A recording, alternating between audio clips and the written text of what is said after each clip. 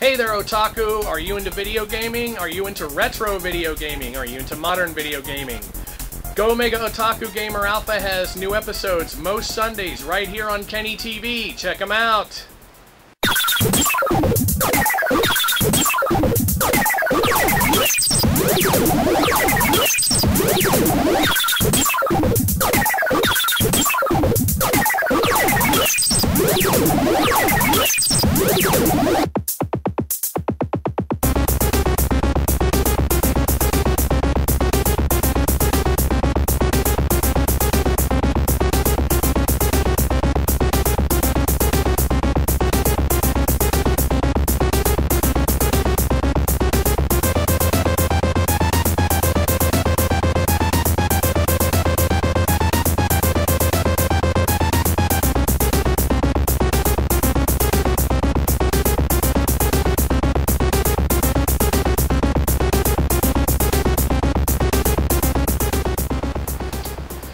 Konnichiwa! Genki desu ka? Ken-chan back with another episode of Go Mega Otaku Gamer Alpha, and today we're going to take a look at the NEC PCFX.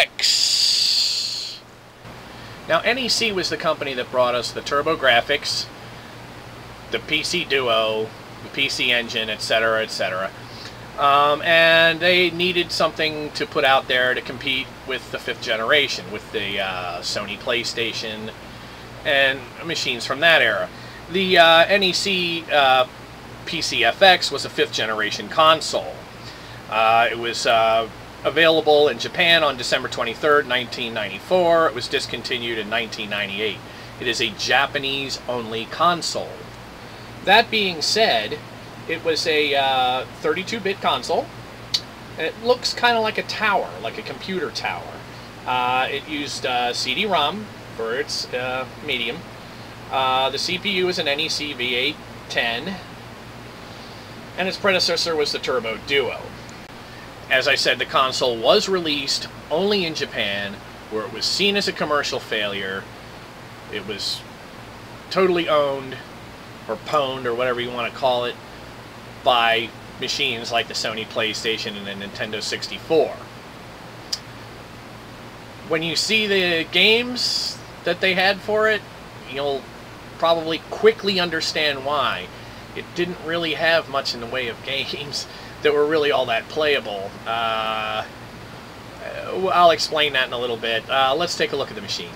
The thing looks like a computer tower. And it does. It looks like a little computer. The CD-ROM, of course, is up here. It's a top loader, way at the top, all the way at the top. And the design, no doubt, was keeping with the times as far as some of these game system developers were trying to differentiate their systems from toys.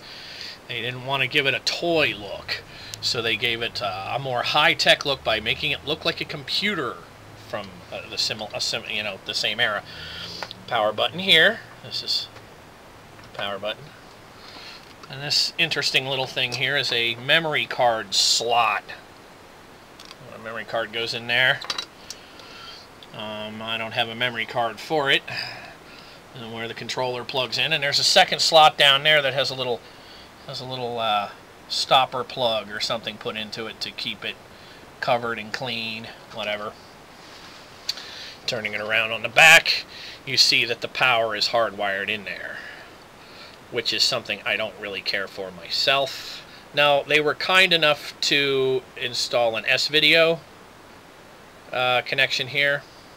You have your standard audio outs here, video out here, and just your standard AV outs. On the back here, there is, of course, expansion,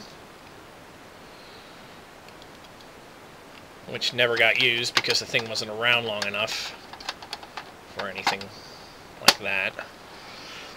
This is the controller here, and this controller is actually quite functional.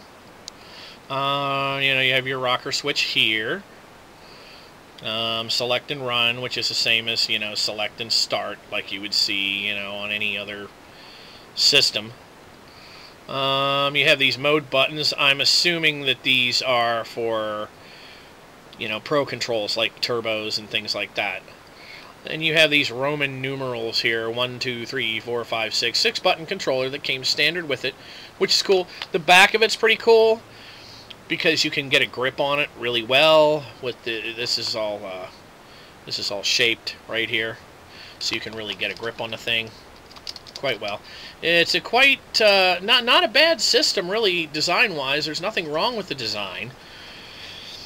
The beef that I have with it, of course, is the games.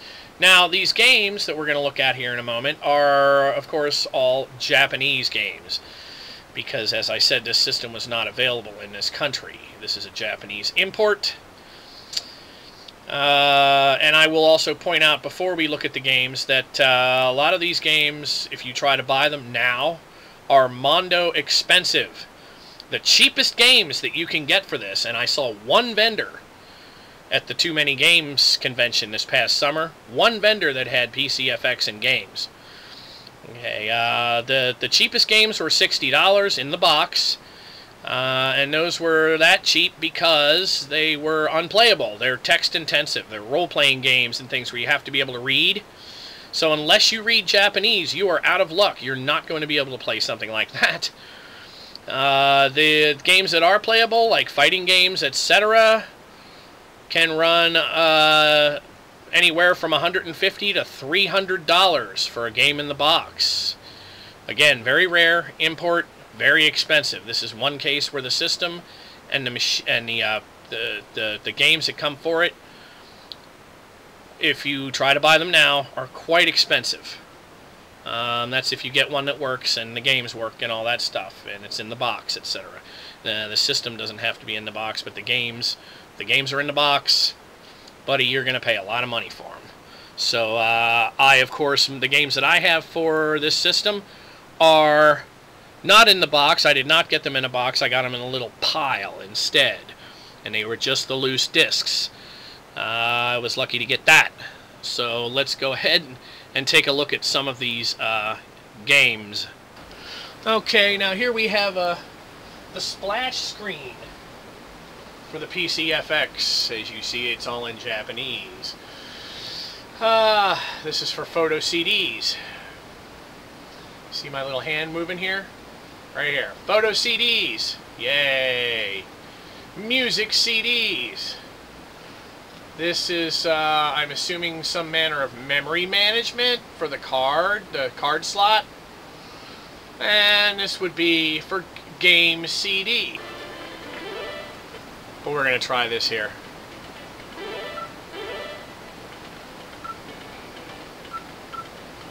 Where's my chickie? Kiai! No. Yuki.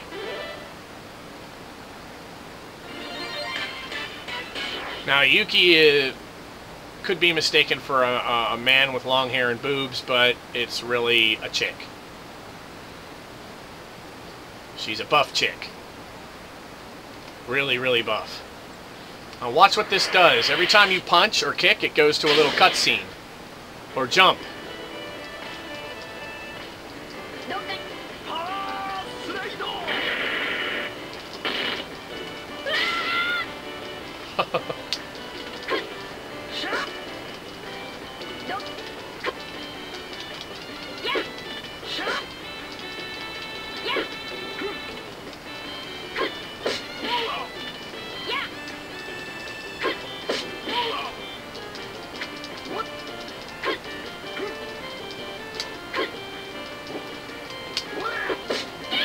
Oh.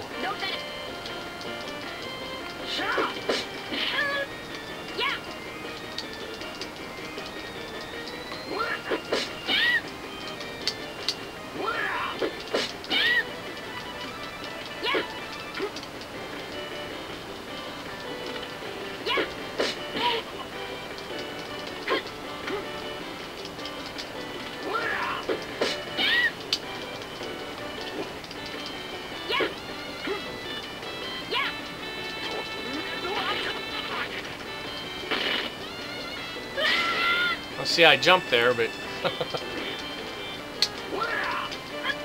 Ooh, special move, that hurt.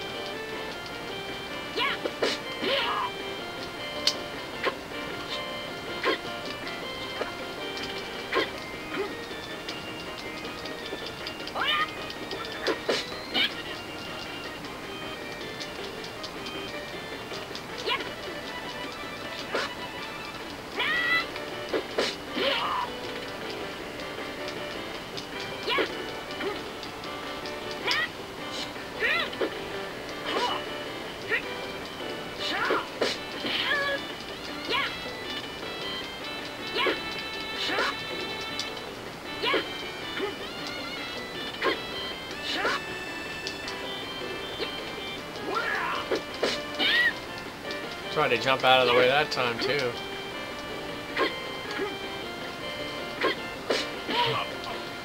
This concept is completely ridiculous and ludicrous.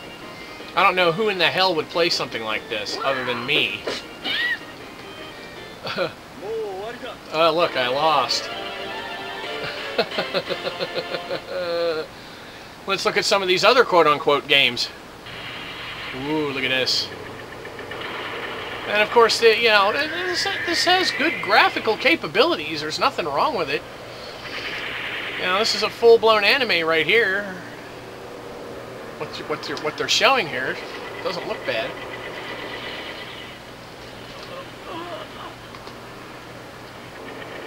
But enough of that. Deep Blue Fleet. A little Deep Blue Fleet for you. Okay. Now, as I was saying before, this game is text intensive. You have to be able to read this crap to be able to do anything in it.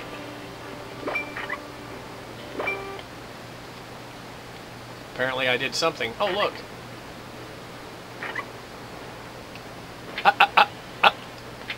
See what I mean by unplayable? How are you going to do this? You can't. Let's move on to something else.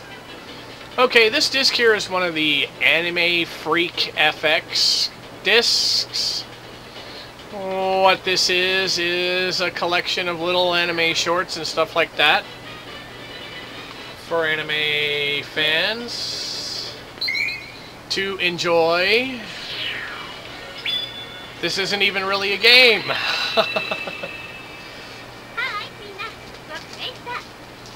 Neat idea. I have two discs like this.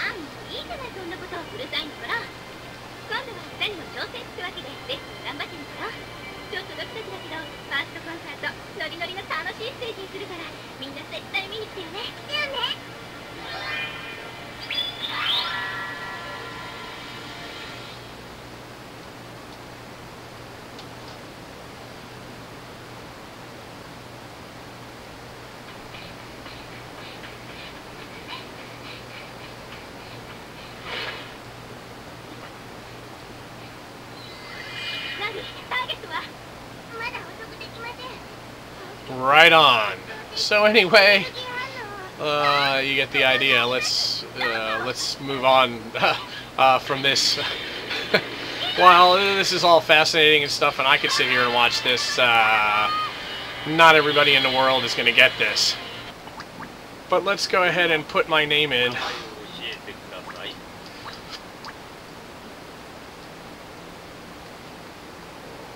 If I can figure out how to do that. I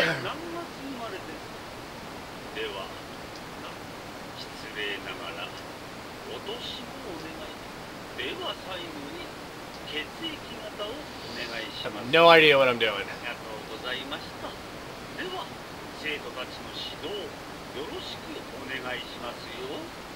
Yes, you moron.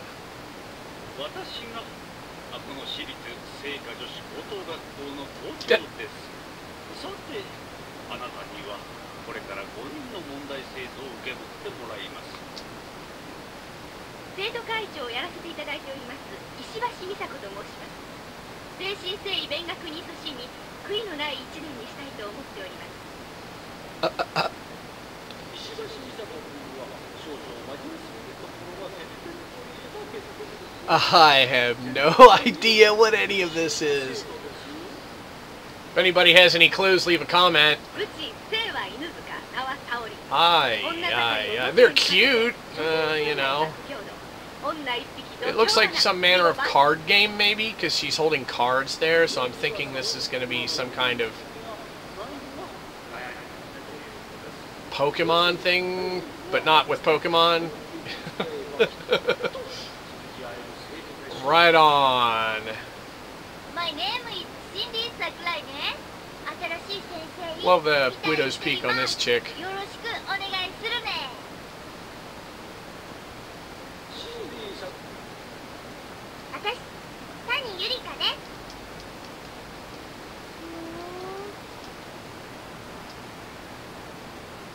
What? That's it. That's those are some of the games that they had for this system. The system had a total of 62 games, which is not that many. You can find that list anywhere online. Launch titles included Graduation 2, Neo Generation FX. Ah, okay, that's the one we were just playing. Huh, how about that? You learn something new every day. Battle Heat, which we looked at. Team Innocent. And those came out on December 23rd, 1994. The final game was First Kiss Story. And I'm sure they don't mean kiss like kiss. I'm sure they mean like, you know, first kiss story. Like, you know, young couple. You know. And, of course, they were only released where? In Japan. Now you can see why this thing was a failure. My recommendation to anyone who is a collector, unless you are a serious hardcore collector, you don't want to go for this expensive system with its expensive, unplayable, ridiculous games. For the hardcore collector, though, that's really hardcore, you're going to want to get this. And whether you can play the games or not. So I wouldn't recommend it, though, to just any schlub that wants to play some games. That's not what it's for. The device is definitely for collecting only, as it was a complete bomb commercially. That makes it more desirable now. Kind of like anybody that collects cars. You know, you get a Ford Edsel in there, you know, they're desirable because they didn't make that many of them, and you know, the Edsel was a bomb. It was a stink bomb. But it's a collectible now, and that's the way that is. It's the NEC PCFX 32-bit system from Japan only.